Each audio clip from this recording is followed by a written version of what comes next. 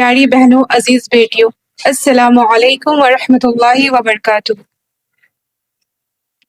آج محد الصدیقات کے اس بابرکت اجتماع میں ہم کسی عام موضوع پر نہیں بلکہ اپنی زندگی، اپنے گھروں، اپنی نسلوں اور اپنے انجام پر بات کرنے کے لیے جمع ہوئے ہیں۔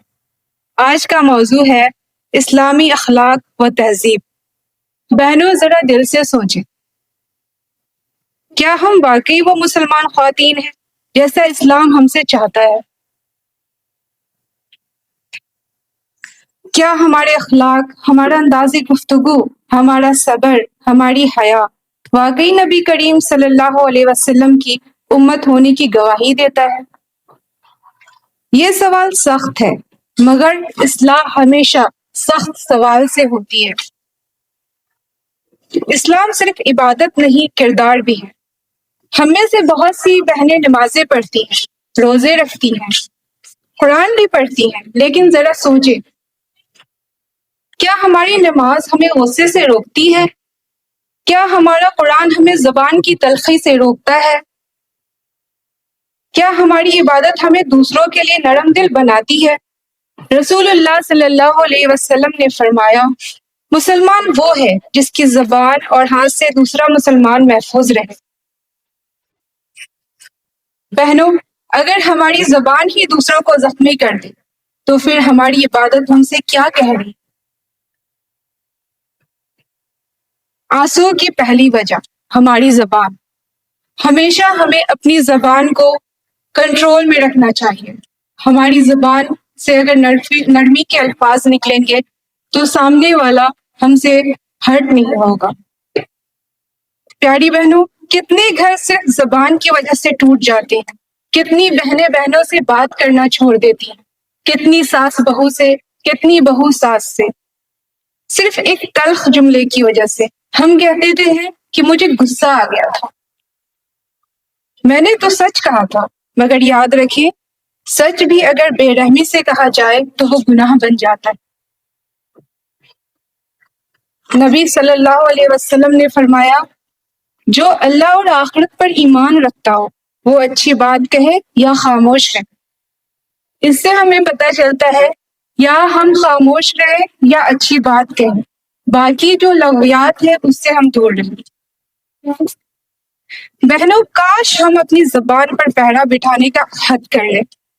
دوسری آنسوؤں کی وجہ حیا کا کمزور ہونا۔ بہنوں اور بیٹیوں، حیا عورت کا زیور ہے، لیکن افسوس آج حیا کو کمزوری سمجھ لیا گیا ہے۔ لباس، انداز گفتگو، سوشل میڈیا، ہر جگہ حدود ٹوٹتی جا رہی ہے اور دل کو تسلی دی جاتی ہے، دل صاف ہے۔ بہنوں، اگر دل صاف ہوتا تو عمل بھی صاف ہوتا۔ رسول اللہ صلی اللہ علیہ وسلم نے فرمایا، حیا ایمان کا حصہ ہے۔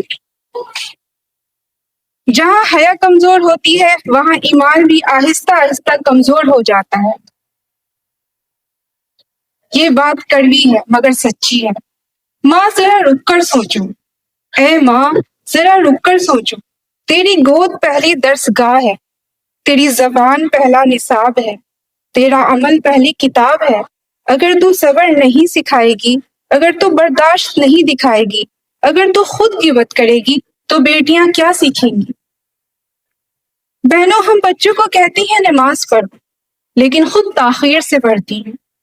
ہم کہتی ہیں جھوٹ مت بولو، لیکن خود بہانے بناتی ہیں۔ اصلاح کی شروعات خود سے ہوتی ہے۔ محد الصدیقات کا پیغام۔ محد الصدیقات صرف تعلیم نہیں دیتا، یہ دلوں کو جوڑنے آیا ہے، یہ اخلاق سنوارنے آیا ہے، یہ کھوئی ہوئی حیا، صبر اور وقار واپس دلانے آیا ہے۔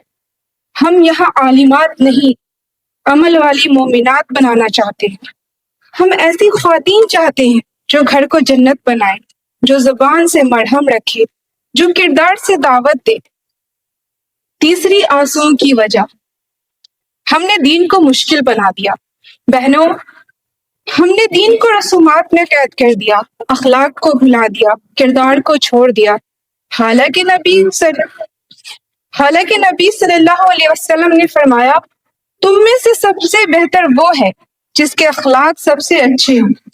نہ لمبا لباس معیار ہے، نہ لمبی تقریر۔ اصل معیار دل کی صاف اصل معیار دل کی صفائی اور اخلاق کی خوبصورتی۔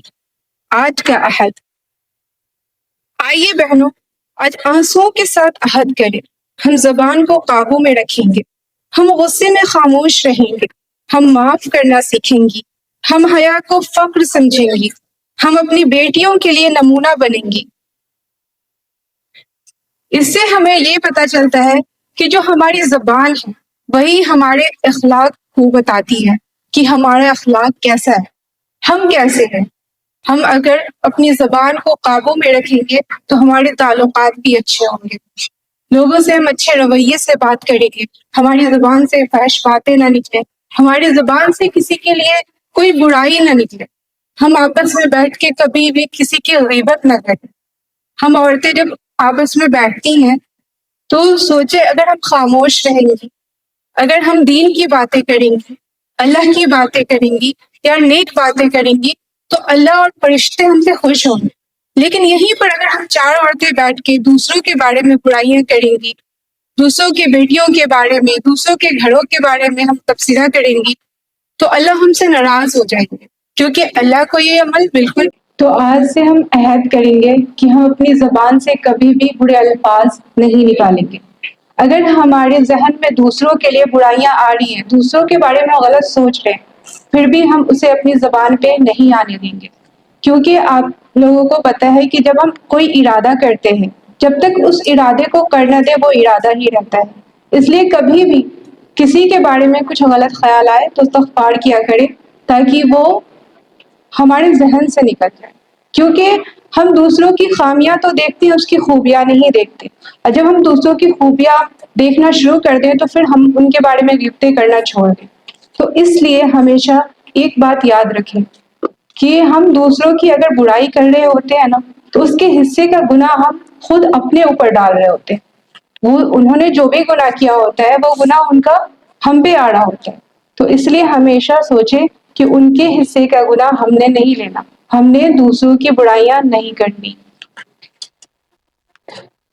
تو آئیے اب لاسٹ دعا سے ہم اس اجتماع کو ختم کرتے ہیں۔ دعا کی نیت کر لیں۔ اے اللہ، ہم کمزور ہیں، تو مضبوط ہے، ہم خطا کار ہیں، تو معاف کرنے والا ہے۔ اے اللہ، ہمارے اخلاق سنوار دے، ہماری زبانوں کو نرم کر دے، ہمارے دلوں کو صاف کر دے۔ اے اللہ